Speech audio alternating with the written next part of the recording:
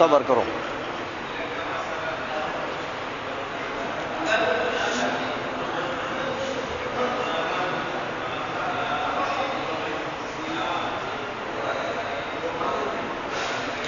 الحمدللہ. بسم اللہ اور حمد کے تو وہی وجوہ ہیں جو عام کتابوں میں آپ پڑھ چکے ہیں.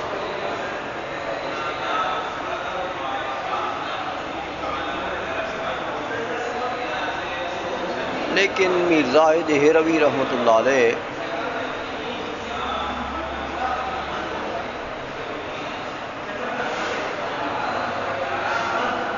جس کتاب کا گویا کہ حاشیہ لکھ رہے ہیں، شرح لکھ رہے ہیں،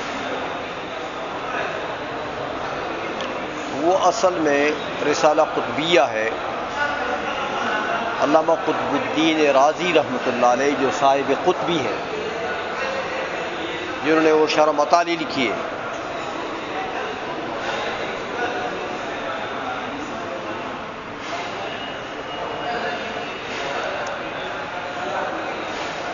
تو یہ جو رسالہ ہے قطبیہ، اس میں بحث تو صرف تصور و تصدیق کی، صرف یہ ایک مسئلہ.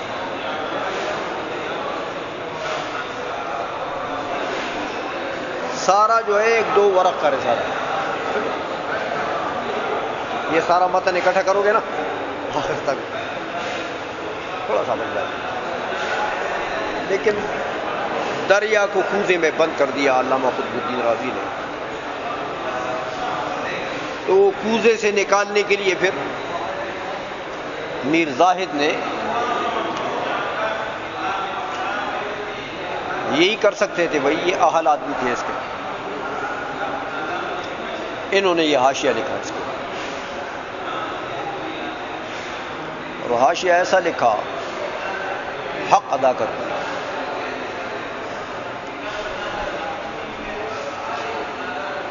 اس لیے یہ علم منطق بنیادی طور پر تو یہ تصور تصدیق جو ہے یہ علم منطق کا مسئلہ ہے. لیکن دراصل تمام علوم حکمیہ کا دار و مدار ہے تصور و تصدیق کے اوپر. جتنے علوم حکمیہ ہیں بنیادی طور پر تو یہ مسئلہ بذات منطق کا ہے.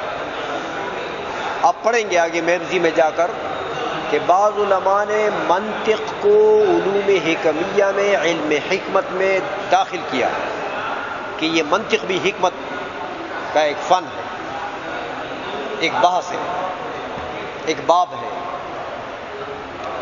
اور بعض علماء نے کہا نہیں، منطق الگ فن ہے، حکمت الگ فن ہے. لیکن اس ایک بات کے اوپر تو سب کا اتفاق ہے کہ تصور و تصدیق کی جو بات ہے یہ بنیادی طور پر تو مسئلہ یہ منطق کا ہے. لیکن تمام علوم حکمیہ میں یہ چلتا ہے، تو سب علوم حکمیہ کا اس پر دار و مدار ہے.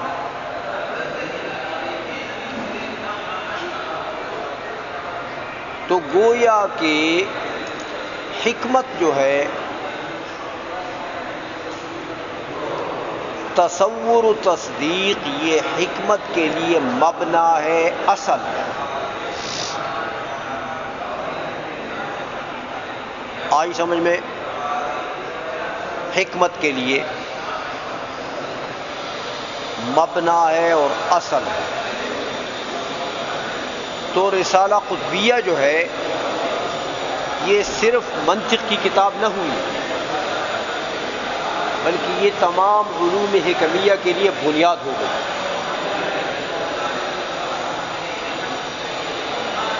سمجھ میں آ گئی ہے؟ اس لیے بڑی اہمیت کی کتاب ہے یہ. تصور و تصدیق کی بات کو یہ اہمیت اسی لیے حاصل ہے کہ تمام علوم حکمیہ کا مبنا ہے. اس اہمیت کے پیش نظر کہ تصور و تصدیق کی بات کو بڑی اہمیت حاصل ہے.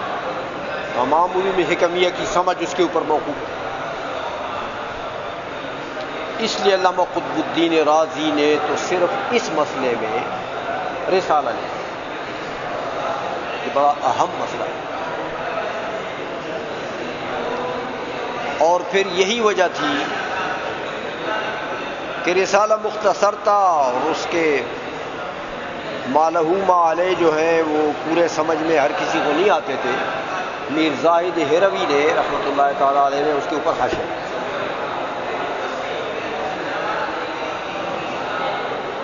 تو حاشیے میں جو خطبہ لکھ رہے ہیں فرماتے ہیں الحمدللہ ذی الحکمت البالغہ۔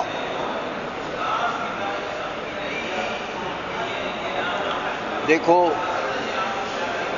کہتے ہیں یہ تمام علوم حکمیہ جو ہے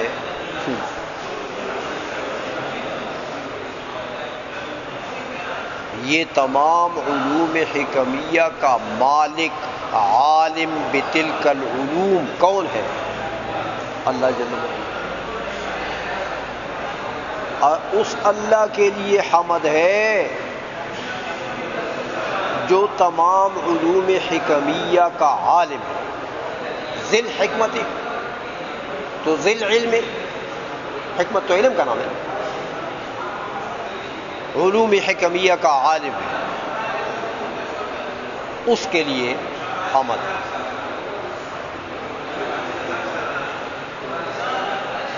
اور باری تعالیٰ کا علم حکمت، تو باری تعالیٰ کو بھی علوم حکمیہ کا علم ہے، تو علامہ قطب الدین رازی بھی تو بڑے حکیم تھے، میر زاہد ہروی کو بھی تو علم ہے، ارسطو کو بھی تو علم تھا، افلاطون کو بھی تو علم حکمیہ تھے، ابو علی سینا بھی تو علوم حکمیہ کا امام تھا۔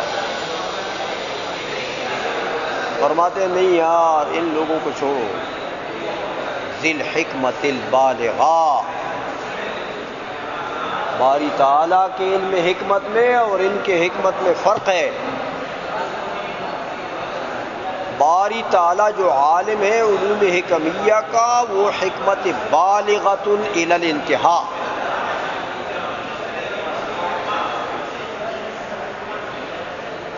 سمجھ میں آ گئی ہے۔ اور یہ جو سائنسدان گزرے ہیں ان کی حکمت بالغہ نہیں ہے، بالغۃ الی المقصود، سمجھ میں آئے گی یہ، بالغۃ الی الانتہاء، ایسا علم نہیں ہے جو علم محیط ہو حکمت کا، تو باری تعالیٰ کا علم حکمت بالغہ ہے، یعنی علم محیط ہے حکمت پر، اور باقی لوگوں کا علم علم محیط ہو، ہاں اس لیے باری تعالیٰ کی یہ خصوصیت ہے الحمدللہ ذی الحکمت البالغہ۔ اس اللہ کے لیے حمد ہے جو وہ محیط علوم حکمیہ کا وہ علم محیط رکھتا، علوم حکمیہ کا علم محیط رکھتا۔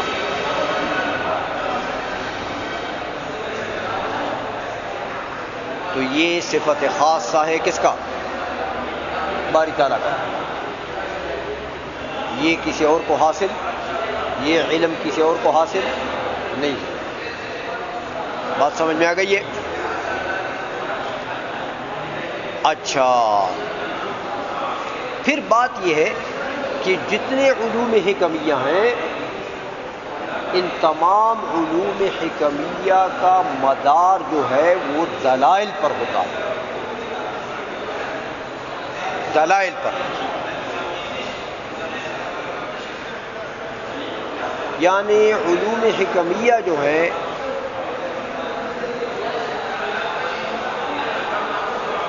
یوں سمجھے کہ وہ کوئی علوم کشفی تو نہیں ہے، وہ کوئی علوم وہبی نہیں ہے،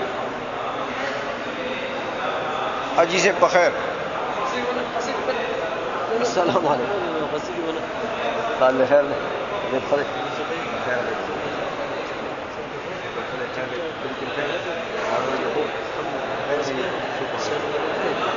سمجھ میں آ گئی نا بات کہ علوم حکمیہ جو ہے ان کا دار و مدار کسب پر ہے. یہ علوم کسبیہ ہیں. یہ کوئی وہبی علوم نہیں ہے. اس طرح جی سمجھ یہ کوئی کشفی علوم نہیں ہے بلکہ یہ کسبی علوم ہے. تو کسب آپ کریں گے کسی چیز پر آپ کو یقین حاصل ہوگا علوم کسبیہ میں. تو وہ کیسے حاصل ہوگا؟ دلائل سے، کہ اس چیز پر اگر دلائل قوی ہیں تو آپ کو اس چیز پر یقین حاصل ہوگا، اور دلائل نہیں ہے تو پھر یقین تو حاصل نہیں ہو سکتا. دلائل کمزور ہے تو یقین بھی حاصل نہیں ہو سکتا. تو علوم کسبیہ میں یقین حاصل ہونا یہ مدار ہے اس کا کس پر؟ دلائل پر. اب باری تعالیٰ جو ہے اس کو تمام علوم حکمیہ کا علم محیط ہے، لیکن باری تعالیٰ کی علم حکمت میں جو علم محیط ہے باری تعالیٰ کو، باری تعالیٰ کا علوم جتنے بھی ہیں کہ چاہے علوم حکمیہ ہیں چاہے دوسرے، وہ تمام علوم کیسے ہیں باری تعالیٰ کے؟ وہ کسب سے تو نہیں حاصل ہوتے، وہ تو ذاتی ہیں اس باری تعالیٰ کے. لیکن عام طور پر جو حکمت کا اطلاق ہوتا ہے وہ مخلوق کے لیے جو علم ہوتا ہے علم حکمت، تو وہ علم حکمت جو مخلوق کے لیے ہے وہ کیسے حاصل ہوتا ہے؟ کسب سے. کسب کریں گے تو دلائل ڈھونڈیں گے، پھر آپ کو یقین حاصل ہوگا. اچھا، وہ جو کسب آپ کرتے ہیں دلائل ڈھونڈتے ہیں اور دلائل آتے ہیں، ان دلائل کا دینے والا بھی کون ہے؟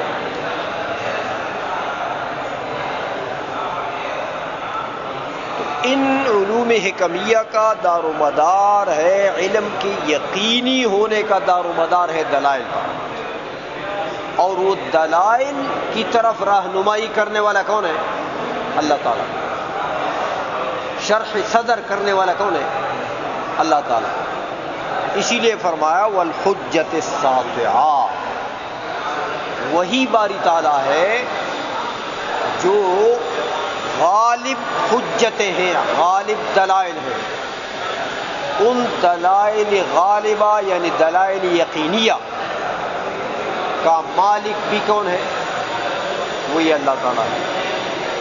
تو یہ بتا دیا آپ کو کہ علوم حکمیہ کا دار و مدار تو ہے دلائل پر، کسب پر، لیکن اس کسب کی توفیق دینے والا بھی وہی ہے، دلائل کی طرف رہنمائی کرنے والا بھی وہی ہے، کیونکہ اس کے پاس علوم حکمیہ کا وہ عالم ہے. اس لیے فرمایا والحجت الساطعہ. آگے فرمایا العظیم شانہ. جب یہ چیز آپ دیکھ لیں گے کہ بھئی باری تعالیٰ کو تمام حقائق موجودات خارجیہ کا بھی علم ہے، یعنی علوم حکمیہ، ان علوم حکمیہ کے دلائل کا بھی علم ہے، وہی عطا کرتا ہے اپنے بندوں کو. دلائل کا علم بھی وہی دیتا ہے اور مقاصد کا علم بھی وہی دیتا ہے. تو علم ایک ایسی صفت کمال ہے کہ اس سے شان بلند ہوتی، عالم کی شان بلند ہوتی۔ دنیا میں بھی آپ دیکھیں چاہے علم حادث ہے، لیکن جو عالم ہے صحیح معنی میں اللہ تعالیٰ نے یرفع اللہ الذین آمنوا والذین اوتوا العلم درجات، سمجھ میں آ گئی ہے قرآن میں جو اللہ نے فرمایا کہ بلند فرماتا ہے اللہ، یرفع اللہ الذین آمنوا، اللہ بلند فرماتا ہے مومنوں کو، بالخصوص والذین اوتوا العلم، جن لوگوں کو علم دین عطا کیا گیا ہے تو اللہ بلند فرماتا ہے کیا چیز؟ درجات، ان کے درجے۔ تو علم ایک ایسی صفت کمال ہے کہ اسی سے شان بلند ہو، عظمت آتی۔ اس لیے آگے مربوط کلام کرتے ہیں میر زاہد، فرمایا العظیم شان۔ جب باری تعالیٰ تمام علوم حکمیہ کا عالم ہے، تمام علوم حکمیہ کے دلائل کا بھی عالم ہے، تو بھئی علم تو ایسی صفت ہے کہ اس سے شان بلند ہوتی ہے، تو لہذا العظیم شان، اس کی شان بہت عظیم ہے، اس کی شان جو ہے یہ بمانا اوصاف، بمانا وصف ہے، جن سے شان مراد ہے، بمانا وصف۔ العظیم اوصافہ، اس کے اوصاف بہت بڑے ہیں، بلند ہیں، رفیع ہے۔ آج سمجھ میں؟ اچھا، ایک تو یہ ہو گیا۔ تو یہ تو دیکھو نا باری تعالیٰ کی ایک صفت کمال بیان کر کہ باری تعالیٰ کو علوم حکمیہ کا علم بھی ہے، علوم حکمیہ کے دلائل کا بھی علم ہے۔ یہی وجہ ہے کہ باری تعالیٰ کو یہ صفت کمال حاصل ہے، اور یہ اس کا ذاتی ہے، تو اس کی شان بلند۔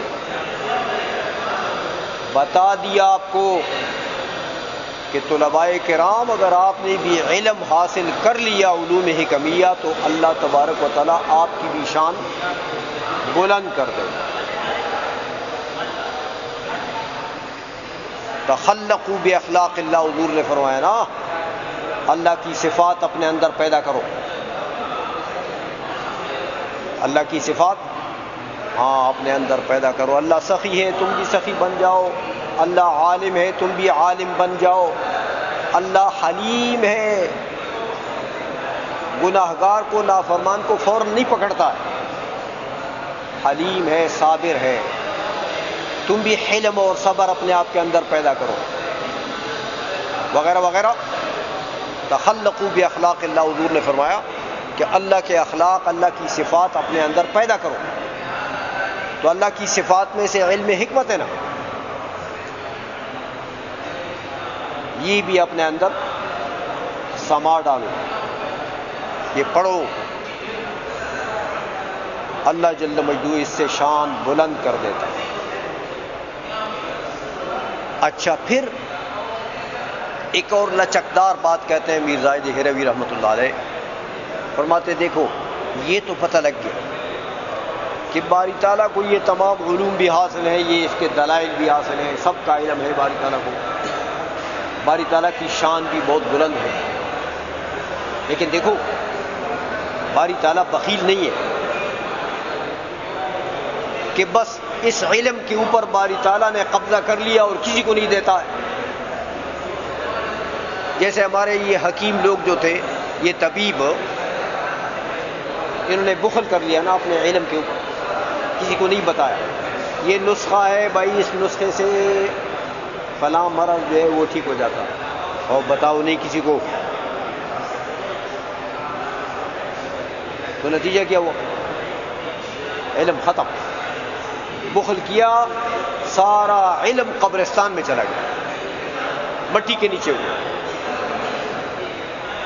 میر زاہد ہروی فرماتے ہیں کہ اللہ کو علم ہے، علوم حکمیہ کا علم ہے، دلائل کا بھی علم ہے، اس کی شان بھی بہت بڑی ہے، لیکن وہ بخیل نہیں ہے. العمیم احسانہ، العمیم